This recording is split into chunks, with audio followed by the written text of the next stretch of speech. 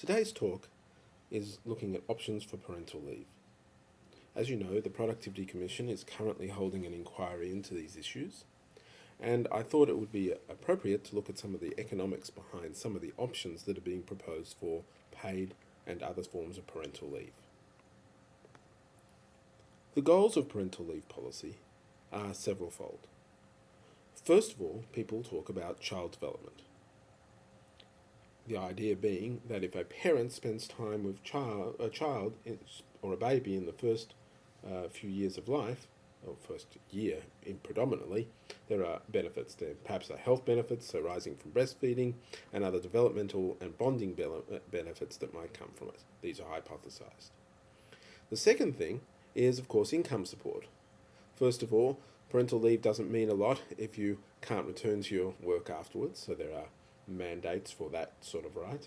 And there are also concerns about income while on leave. And so there is a cause for paid parental leave. And finally, there is a discussion that providing parental leave will improve gender equality, in particular in the workplace. The first question for an economist, however, is what are the market failures? What are the things that are not being provided in an unregulated economy that require government intervention? The first is to recognise there are actually some impediments to taking leave. There are liquidity constraints. Leave is a time of life when you are moving away from the paid workforce to other unpaid activities. If we lived in a perfect world, you could just simply borrow for that eventuality in much the same way as you do that or rely on others when you undertake higher education.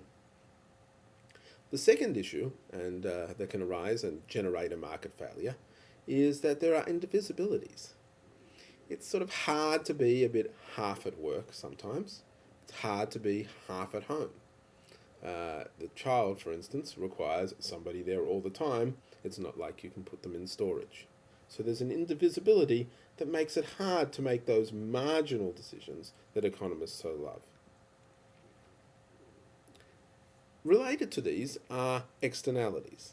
It's argued that there are externalities associated with child development, that rearing healthy, smarter, social, whatever characteristic you want to link, children lead to better citizens, which has benefits to the rest of the country as well. The critical thing here is we have to identify when we're talking about parental leave the stuff that actually requires a parent as opposed to good care. Because the option to having paid parental leave is that the parent goes to work and somebody else does the caring. What is it that requires the parent? That's a bigger question. I'm not going to answer that here. I'm just going to say that a lot of people talk about requiring a parent as some critical feature. Finally, the other market failure that arises is the potential for discrimination. The concern is given that there is gender discrimination in the workplace. There is a well-known wages gap that has not closed between men and women's pay for like jobs. And there's also concern that employees who exhibit a preference for spending family time with their family, and this is not just in the first few years of a baby's life, but beyond, might also face certain discrimination in their careers. The critical thing from an economic point of view is that can lead to a misallocation of skills and ability. If we systematically discriminate against women, what that's going to mean is they're going to be highly skilled, highly able women who are not employed in the jobs that ought to have them, and less able men getting those jobs. That is a drain on productivity. What's our current policy in Australia in this regard? We have a right to 52 weeks of unpaid leave for one parent.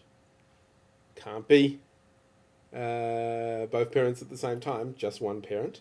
And I think there are talks about extending that to actually 2 years. Some of the larger employers and the public service have actual paid parental options. They're usually maternity leave, not paternity leave. and they range between 6 and 14 weeks and on varying degrees of pay. Finally, we have various options of parental support. Most obvious is the baby bonus, paid to all parents of babies whenever they are born. From the 1st of July, it's going to be $357 per week, tax-free for 14 weeks. And we have other payments for low-income households that go beyond the initial period of a child's life. What sort of policy responses have been proposed to augment the current policy stance in Australia? The first comes under the range of parental leave entitlements. We've already seen some movement on that this very week. Question is, should it apply to both parents and not just to mothers? Paid leave. Okay, if we're going to provide a paid option for people to receive while they're on parental leave, the critical question is, who should pay? Employers, the government, or are there others? And in the backdrop of all this is that most of the OECD have some form of publicly funded paid leave of 14 weeks or more. There's New Zealand at one end, which is payment up to a certain income cap for 14 weeks. There's Norway right at the other, 100% of your income and mandated paternal leave. If you're the father, you're taking a month off work, like it or not.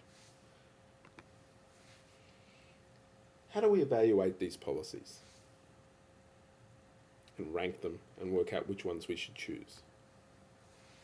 Well, the first question we have to ask is, does the policy increase the actual amount of leave taken? I mean, if there are all these externalities associated with parental leave, we want to make sure the policy actually leads to more parental leave. Does the policy actually improve conditions for women and family-oriented employees? We want to check that. We want to check that we're not going to be causing harm. And is the policy equitable? When it comes down to it, when we're talking about paying people for leave, for which they're getting benefits, their child is getting benefits, what about those who do not have children or who have had children? If they're subsidizing that, we have to ask ourselves, is that a good idea?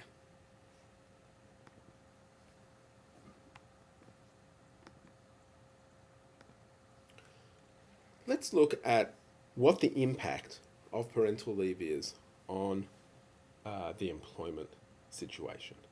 And to do that, I'm going to construct a model. First, I guess I need some axes.